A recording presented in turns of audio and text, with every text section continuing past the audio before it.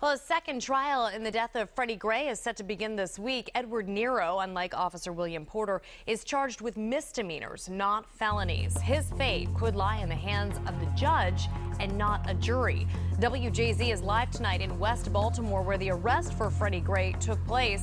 WJZ investigator Mike Hellgren with what we can expect in this high-profile case. Mike? Jessica, we are here because that arrest is going to take center stage at the trial. The charges against Officer Edward Nero deal with that arrest almost solely. What happened April 2015. Officers Miller and Nero then handcuffed Mr. Gray. More than 1 year after State's Attorney Marilyn Mosby announced charges, the Freddie Gray cases are again moving forward, with Officer Edward Nero set to stand trial this week. He's one of the officers who arrested Gray. This time, the state's case hinges on a new, unusual legal premise. The arrest was illegal, an assault. Former prosecutor Adam Ruther. Basically, the state's theory of this case would turn those officers not into police officers, but into everyday citizens who just went and put their hands on somebody else without any legal justification. That's the position that they're trying to put the officers in, and there's not a lot of precedent for that. All of Nero's charges are misdemeanors: second-degree assault, reckless endangerment, and misconduct in office.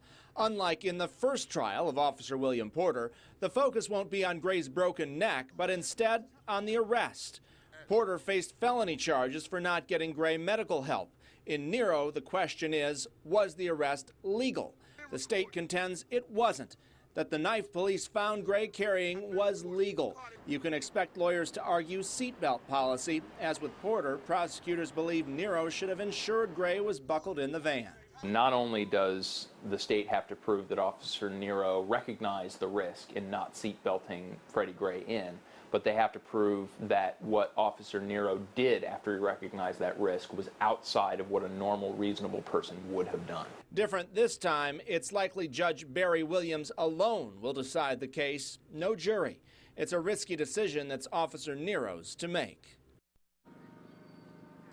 It will certainly be faster if it's a bench trial, and there will be a verdict. One other item of note, the state's attorney's office is asking that the trial be moved by 1 day because of a power outage at their offices.